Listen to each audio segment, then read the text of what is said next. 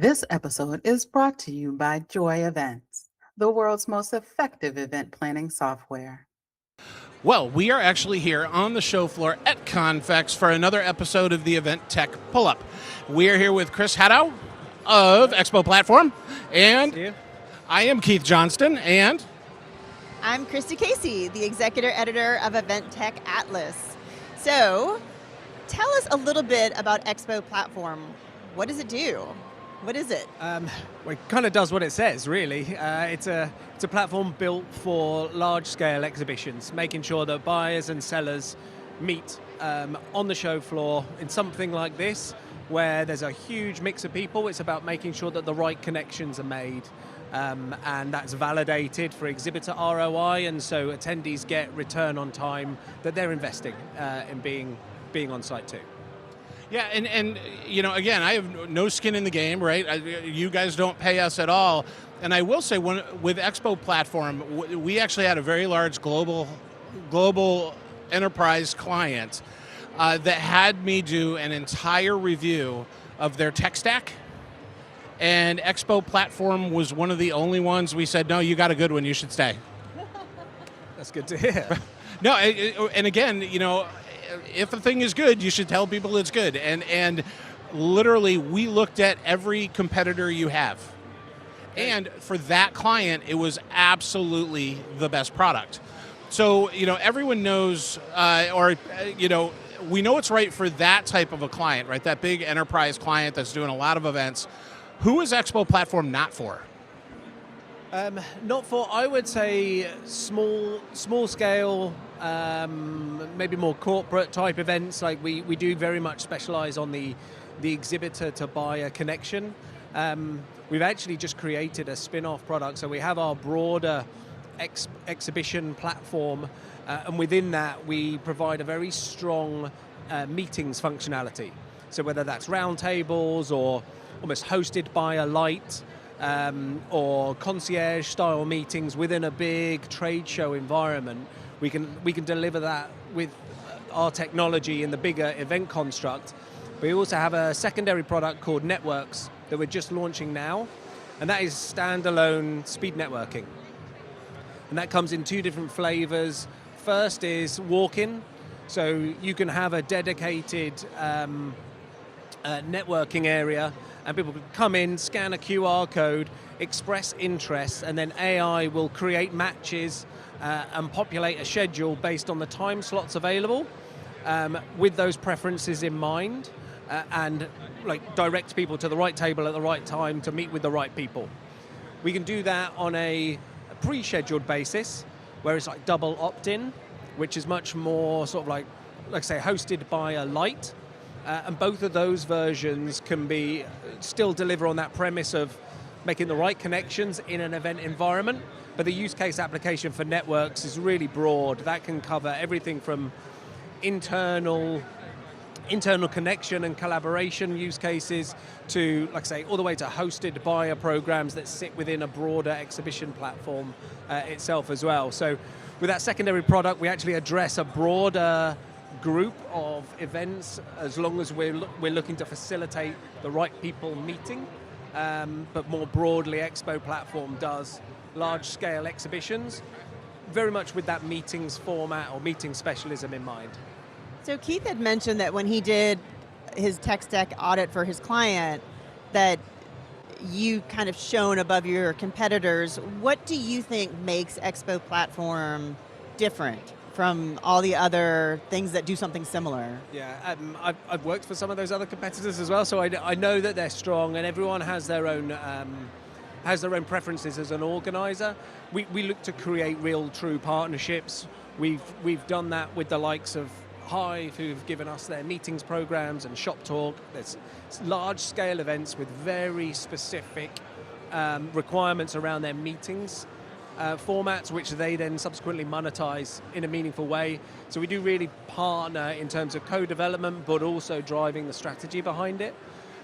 When it comes to sort of feature functions, there's obviously the meetings formats themselves, as well as the ability for exhibitors to act within the dashboard that they have.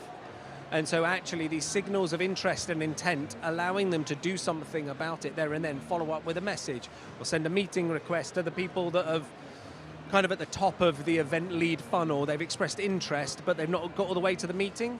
You can actually act on that signal of interest and then move people through the funnel.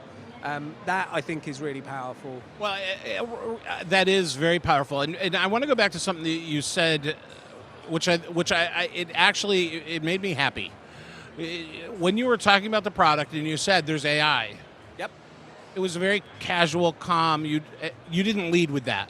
Like, there are so many tech products now that are pushing the AI functionality, whereas you're like, no, it's just part of it and it is what it is, right? And I think that that's really, really, really key. To follow up on that, what do you think the future is going to bring to not only ExpoPlatform, but in general, right? We know that the AI bubble is going to pop. It is. But do you see a future where AI in your product and maybe other event-related products is more integrated? And this, we're going way off topic here. What is that, especially here in Europe and the UK, what does that do for data? Sure. So, I mean, AI... Threw you on that one, did I? I launched that one. AI's been around for longer than people imagine. Like, recommendation engines have existed and algorithms that are powering that are constantly learning. That's AI. Predictive text, that's AI. Like, it's guessing what you're thinking. And so I think that where we currently are and how we're using AI is to build that relevancy engine so people get more of the stuff that they want. We live in an on-demand culture that says, well, if you bought this, you like those other things. It's like, well, yeah, I do. So my time is very, very efficient from a user experience. We're at a point now where, certainly where ExpoPlatform, we're using AI to drive organizer efficiency, so meeting schedulings and programs based on preferences. So we're driving a lot of efficiency there. Where it goes next, I think, starts to bring in some other things that are already happening, but bringing it into the event construct, like conversational intelligence. The conversations you have on a show floor, it's very difficult to capture that. We've actually just launched something called AI Meeting Note Taker. You meet with someone on the stand, you record it, it transcribes it, and it sends the follow-up and follow-up actions that go with it all. Automatically send an email, automatically book a meeting with this person, and highlight the key things that we discussed. And so all of a sudden we're speeding access to insight, and the quality of follow-up will really drive exhibitor productivity and return. Well, and I think what you just mentioned actually is a huge help for exhibitors, right? And sponsors or others, because how many leads do people get on the show floor that they never act on? Yeah. They just sit in the bucket, or back when they used to collect business cards, they ended up in a drawer and no one ever did anything with them because they didn't have something to help them with the next step. Yeah. They didn't take notes while they were meeting with someone, so they're like, oh, wait, what did I talk about with that guy? Right? So that's a very logical use of AI, not just smacking the label on it saying, we got AI in our product. Yeah, I think it's a really good example of a pain point that you're solving. And I heard some other things that when you were talking about the differentiators that feel like, okay, well, that solves a pain point, that solves a pain point. What are some of the joy points that you feel like your platform is creating for your customers? Yes, along the similar lines is, yes, AI is driving those follow-ups and efficiency that way, but the joy point is actually helping them. AI will help uncover some of those leads. It will recommend leads. We recommend products and content to attendees. We recommend leads or potential interested parties to exhibitors. And so all of a sudden we're uncovering leads for them. We then need to give them the tools to act upon that as well, of course. When you think about... Yeah, y'all can't see, but there is literally a dinosaur in the room right now, and its butt is towards us. Not every day you see that. All right, bring us home, Kristi. So what I'm curious about is when you develop a platform, there's always something that you think is the coolest. Yep. Like, oh my gosh, this feature is so cool. Oh my God, people are going to die when they see this. And oftentimes, that's the most underutilized feature.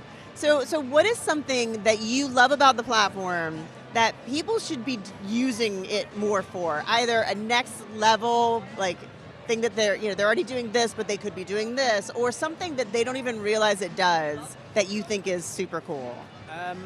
So I'm from sales in my heart, so I always think about how to generate more revenue. One of the things that ExpoPlatform does that, having known some of the other companies in the space, don't do, as far as I know, is actually we can create message and meeting blocks per exhibitor. And so the organizer could actually be talking to each of their exhibitors and saying, oh, you want to send 50 more messages? Great, there's a price point for that. You want to send a few more meeting requests? Great, there's a price point for that. What that also does is it protects the audience member.